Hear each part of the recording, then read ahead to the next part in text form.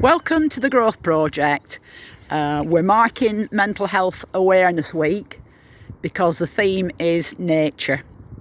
So Karen is going to plant some brassicas. So just showing you how it's done. Right, this is a Brassica bed, and the brassicas that are here at the moment, you want to show the brassicas? Yeah. These are those are the ones that we've kept in over winter, so they're the very first early ones, so they were winter planted, and now we're going to plant some more. As you can see, we've got netting over the whole lot, and that's because we have a lot of problems with pigeons, and pigeons love brassicas, so they can quite happily strip the whole plant and then we would eat nothing. So that's how we grow them. Karen, when you mention brassicas, They're cabbages, cauliflowers, sprouts, broccoli, all that sort of variety of plant, but as the whole Great. term is a brassica. Thank you.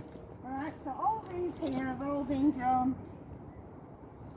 already, and we just plant them out, because if you just put the seeds in, you have to do it, well, we'd have to be seeding them now when it would be very late before we actually got anything. And these are cabbage plants. So what we've got is a young cabbage plant like that, and these will go in here, and they will go probably about 12 inches apart. We don't want them to get too huge, because quite often people are on their own and therefore don't want massive plants. So we've put bark down to keep the weeds down. It's a trial. We've never done that before, so we're trying it at the moment. And then I just use my little trowel to measure out in between, which is around about a foot. But nothing has to be precious about these. So they've all got a nice root ball underneath there, you can see that.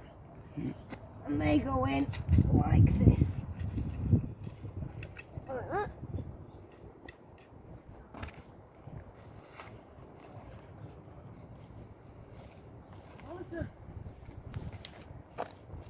So, we go backwards, we just like that.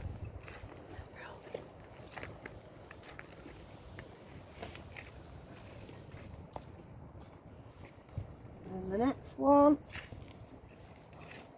We only plant one variety of whatever we're doing in a bed. We have tried in the past to do companion planting, which is a really good idea because it keeps green fly down, it stops slugs, it does all sorts of things. However, because people don't really know exactly what they're doing, we tend to find that they all get weeded out. So what we do is we plant in rows. I know other people don't, but we plant in rows so it's pretty obvious which are the plants and which are the weeds. It's been a rubbish spring from the point of view of the Growth Project, because we've done really well and managed to get everything manured and ready. Brassica beds don't get manured because they don't like it, and they also quite like firm soil. So this was done probably in November, got ready for it. So the issue is, I was saying we were planting them in rows, we plant them in rows so that we don't end up with trillions of weeds in between them, and we very seldom plant seeds originally, because again it's very difficult for us to know exactly which are the seeds and which are the weeds. Okay. But the bark seems to have done quite a good job, really.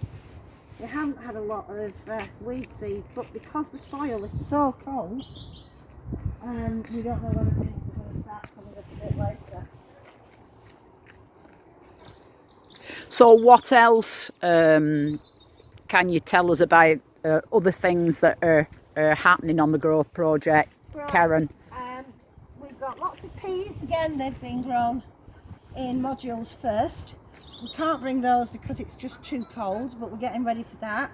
And if we go over here, this is our new version of the way of doing brassicas.